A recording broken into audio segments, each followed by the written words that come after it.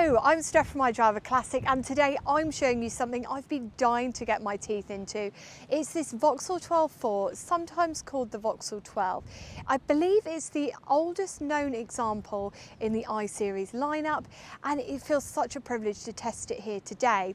It has been done out as an RAF recreation vehicle, but when we jump inside, you'll get a real feel for what it would have been like way back in 1938 when this came out. Now, there were less than 10,000 of these ever made, which means that even back then it wasn't a vehicle which was commonplace, and today, well, even less so. So again, it feels almost a double privilege to be showing it to you today, taking you out for a test drive and sharing the history. There are a few modern tweaks here and there which I'll talk to you about as we go, but first of all, let's kick off with a walk round and I'll tell you about the Vauxhall 12.4. The Vauxhall 12.4 was made from September 1938 until May 1940 and was produced in Luton. Now, you might see other countries claim to have built these, but these were CKD kits, not manufactured from scratch like the cars coming out of Luton. The car, whilst not in production until 1938, was part of a Vauxhall grand plan to overhaul the entire range and position themselves as market leaders. Now, the 10.4, which is the 10 horsepower car, came in 1937. It was launched at the London Motor Show and it heralded what Vauxhall thought was going to be their new era. The 10.4 gave the buying public a car which was completely unmatched in its class. And Vauxhall thought, let's build on this, and the second phase of this ambitious move forward was the 12.4 as we're testing here today. Now, sadly, a lot of this hard work and excellency is suddenly squashed with the commencement of the Second World War. But the 12.4 represented an exciting new offering in the 12 horsepower class. It was underpinned by learnings from the 10.4. Now, crucially, a lot of manufacturers at the time would build their biggest car and scale it all down to the smallest car. Vauxhall did it slightly differently. They made all their learnings and they made all their discoveries on their smallest car and then built up from that. And the goal with it was simple, and it did really well actually. And the idea was what they wanted to do was undercut the competition in tech, performance and value for money. And unlike many manufacturers who started taking big risks in the 30s, Vauxhall leaned on what they knew and they lifted the gearbox from the 10.4. It's a 3-speed design and it's got synchro on second and third gear, and they then paired it up with the 1442cc engine. This engine wasn't completely new, it's an enlarged version of the 1203cc overhead valve engine which was already fitted to earlier Vauxhalls. It's worth noting, as we talk about that synchro gearbox, that Vauxhall pioneered this way back in 1931, and their Vauxhall synchro mesh was said to offer a perfect silent change no matter how fast or slow you did it. Now, when we go out and test today, I demonstrate this and you'll see it in full flare, and it is jolly good. It's a really key selling point on these. Now, if you're wondering about performance, as I'm sure you are, it achieved around 65 miles per hour as a top speed, and buyers were assured of getting 35 miles per gallon when driven in normal conditions. In plain speak, that's driving at around 30 miles per hour, which was positively thrilling for the time in terms of performance and output. Remember, of course, this is more than 2 decades before anyone's even thinking about venturing onto a motorway, and anything above 60 miles per hour on tiny country roads must have been thoroughly exhilarating for the time. And if you're wondering, the brochures on the car state that it can go from 0 to 50 miles per hour in a mere 21.5 seconds. The car features torsion independent front suspension, and it's got special engine mountings to dull potential vibration and to try and lessen some of that cabin noise. Though, as you'll see when we go out, it is still pretty noisy. And it's got an integral body and chassis construction. And in terms of your rear suspension, a 1940s brochure boasts that it's been fitted with Harris rubber bushes for the spring eye and shackles, which is said to give improved lateral control. The doors also open nice and wide for maximum comfort when getting in and out of the vehicle, but The thing is Vauxhall doesn't just think about all of those things, and it doesn't just centre itself on rider performance. Maintenance is also considered, because remember, this is a time when people are doing a lot of stuff themselves at home. Grease nipples are limited to 13 on the vehicle, and they're all well placed to lead to less faff and mucking around at home and keeping the thing on the road. And in terms of running costs, it was said to be comparable to all the other market leaders. It's also worth noting that if you know much about these vehicles, you'll know that it will have originally been on 6-volt electrics. This has now been upgraded to 12-volt. Now, talk about the drum brakes on this vehicle when we go out for a drive. But here's the thing. The biggest problem for me, I think, on older cars and older brakes is that many cars, even in cars up to the 1960s and including the 1960s, there is something called single circuit braking system. Now, I'm sure many of you know about this, but if you don't, it means that essentially if something as even small as one brake cylinder goes pop and you lose your fluid, you're stuffed. You have no brakes and you get immediate brake failure, and it is horrendously scary. I've had it happen to myself with the Morris Minor, and it's just one of those things that you want to avoid at all costs. Vauxhall kind of knew the downside of this, and even as early as this fit dual circuit brakes to these, which may be unseen to the passing observer, but for a buyer would have been an enormous safety plus point, and something that I can't fail to mention on this. Now, you might be thinking, all this tech, all these extra bits and pieces come at a premium price. But here's the thing, Vauxhall priced this so keenly at launch, it was said to be the cheapest in its class. It came in at £189 for the standard saloon and £198 for the deluxe. It is worth noting, however, if you pick up a brochure for these in 1940, the price has been reduced to £185 for the standard saloon, which I can only assume is down to the reduced appetite for the purchase of new vehicles in wartime Britain, not the car losing favour with the buying public on its own merit alone. A car like this deserved so much more, and I'm certain if war hadn't broke out, we'd see the 12.4 remembered in the same way that we see so many bread and butter classics remembered. It's pleasing on the eye, it's well designed, and as you'll see in not too long, it's also a pleasurable drive to boot. The biggest tragedy for this car is that World War II happened, and why I say that is because before the war, I think this is really cutting edge.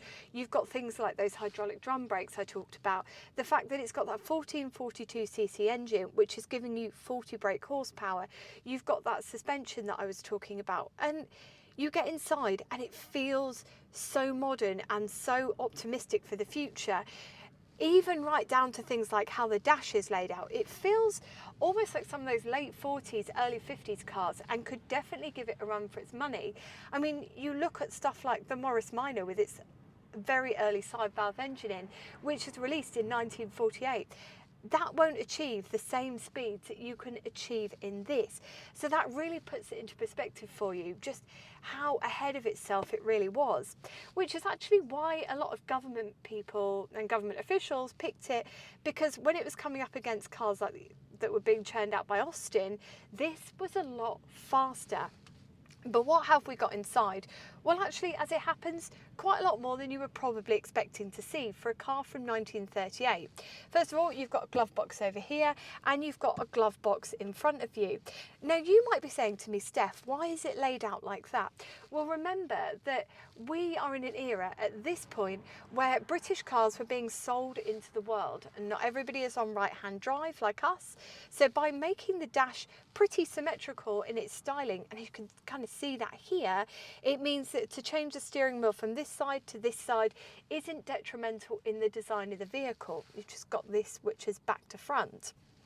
Now, in terms of your gauges here, you've got a speedo which runs up to a rather optimistic 80 miles per hour. We will not be achieving that today. We've got the clock in the middle. Now, this originally would have run in a slightly different way, but it's now running off a battery, which ironically has gone flat a few days before test. but oh well.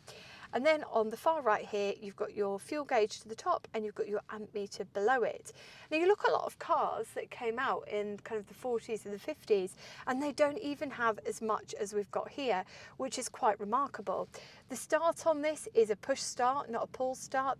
You've got your choke, you've got your key to the centre here, and you see this rather attractive, almost wings on a plane styling, which feels almost Art Deco-esque. This is to control your headlights. So you've got your side and you've got your headlights there. All very nice and succinct. You've got 2 warning lights here, which come on when you turn the ignition on. And this pull here, well, I'm going to demonstrate it for you, but I'm going to be so quick because it is freezing today. This is for your fresh air vent. So you probably might be able to see that pop up at home there. But we're not having that open today. It's very chilly outside. Now coming in front of us here, you've got your indicators. We've got a little pattern here which just reminds us how the gears are laid out, which thank goodness that's there, because the car that I was just in, reverse was here, first was here, and we don't want to be making an error like that at speed. Now the indicators on this would have originally been semaphores, so some of you may know them as trafficators, but it's been slightly modified, so it's now got lights at the front which all run, and they are kind of a more traditional looking indicator. Now for me, I know some people do like to keep everything very original, but I do see the merit in doing stuff like that with your indicators, because cars like this, where it's all trafficators and all the rest of it, people don't really know what's going on, and so you become an unnecessary risk, or you put yourself at unnecessary risk. So things like that for me are just something that's quite a nifty thing to do. Now coming in front of us here, I guess the last couple of things that I need to talk to you about, which one of them is probably quite as you would expect, and another is a little bit different. So you might have noticed here that we've got 2 windscreen wipers. All sounds quite good, right? But here's the thing, and I'm not going to move it. This here, which nicely matches the styling of your switch for the lights, is for your windscreen wipers. Now I've had the fear of God put into me about these windscreen wipers because they run off the camshaft, and so what that means is if you turn these on now and then it all starts going when you turn it on, things can break. So I'm just going to leave those well alone, and I hope everybody at home understands why I'm doing that. I like to probably be sometimes too respectful of cars, but when they're not mine, I try and treat them how I would like my cars to be treated by somebody else. So the other thing that I want to show you is this handbrake, and this is a wee bit different to some of the other stuff.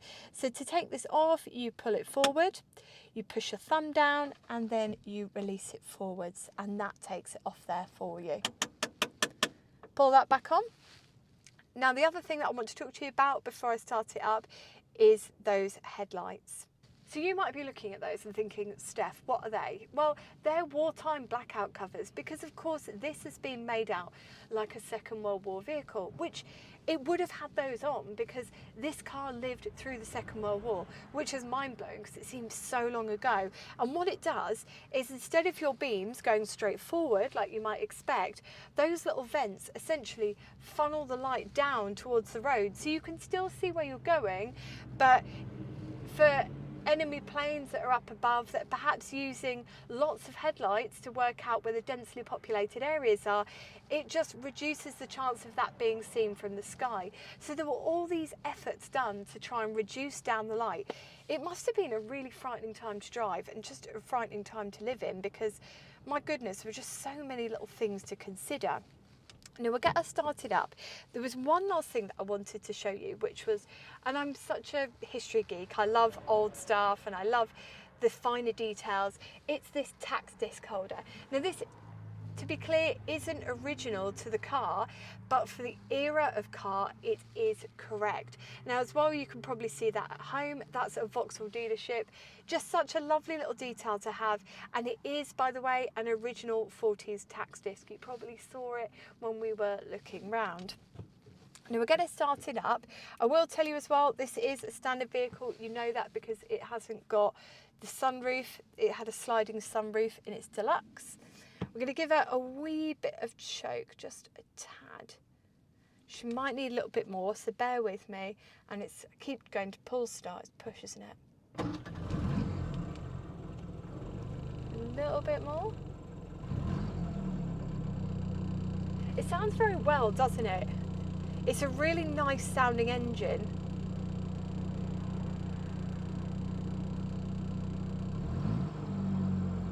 I'll let you listen from the back and then we'll go out on a drive.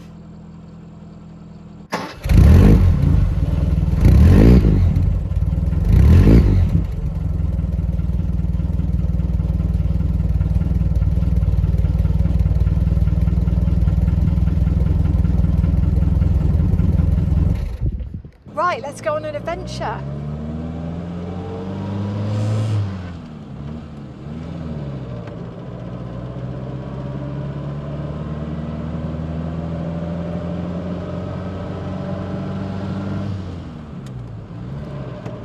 I finally found it. It's the pre-war car for me.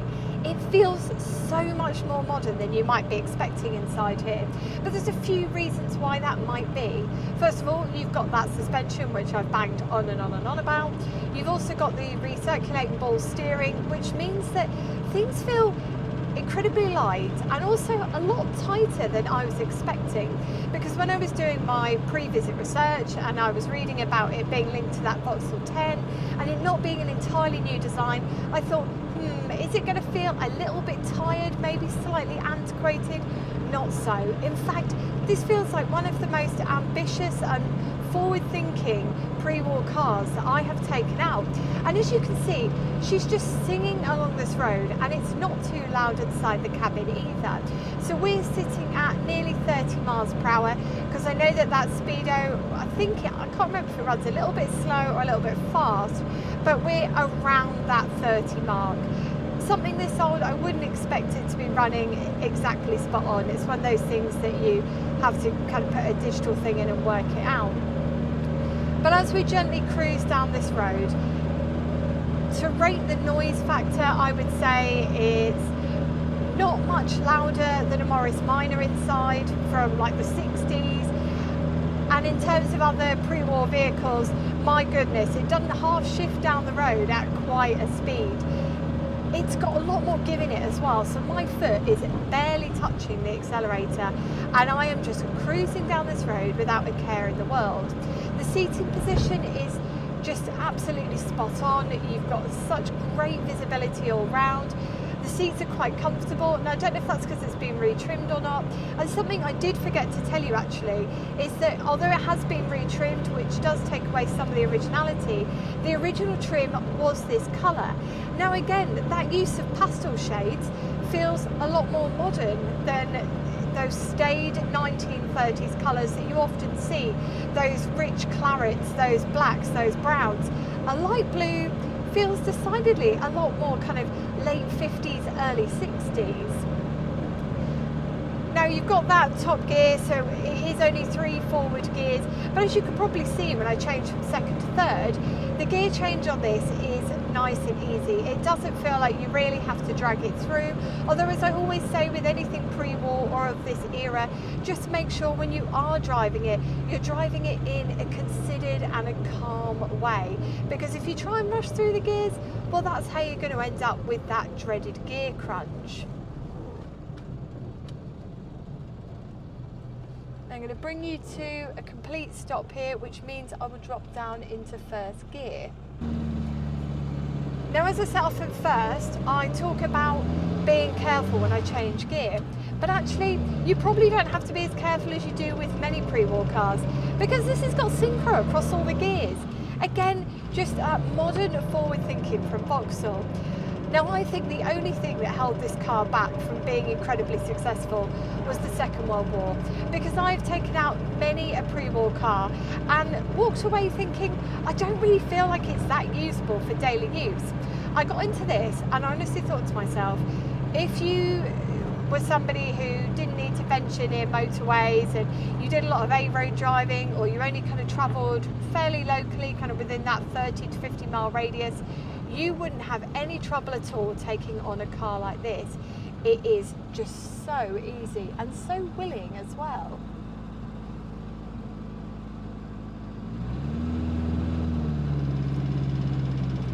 Now, we'll say as well, I don't know, there isn't much turning to be done here today, but as you turn through the corners and as you change through that gear, it is just so modern feeling. That is the thing that I take away from this, is that I'm almost shocked by how modern it feels.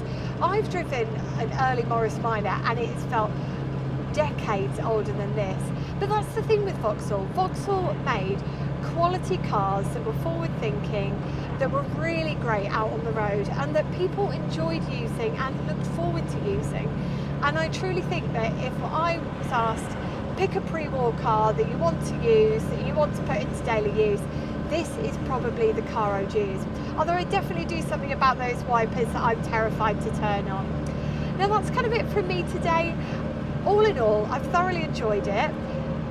The good points are the steering, the seat positioning, the great gear change with that synchro, the brakes, which are so usable in today's world, being drum brakes. Sometimes rods can feel a bit, ooh. Drum brakes, something I'm totally used to dealing with, and so that for me doesn't feel antiquated. Although I imagine if you're probably only used to driving modern stuff, it might feel a tad stressful, but a lot easier to kind of get your head around. The things that I don't like, well, number one, it hasn't got a heater, so you do need to bring a tartan blanket with you, and these wipers that I'm terrified to touch. But I imagine if it was my car and I was stuck in a stampede of rain, I'm sure I'd soon work it out. But when it's a test car, you don't like to push your luck too much. So that's it from me. If you do get to get into one of these, make sure you do. It's a cracking bit of kit, and I guess I'll see you next Sunday with something different. But until then, take care and drive safely.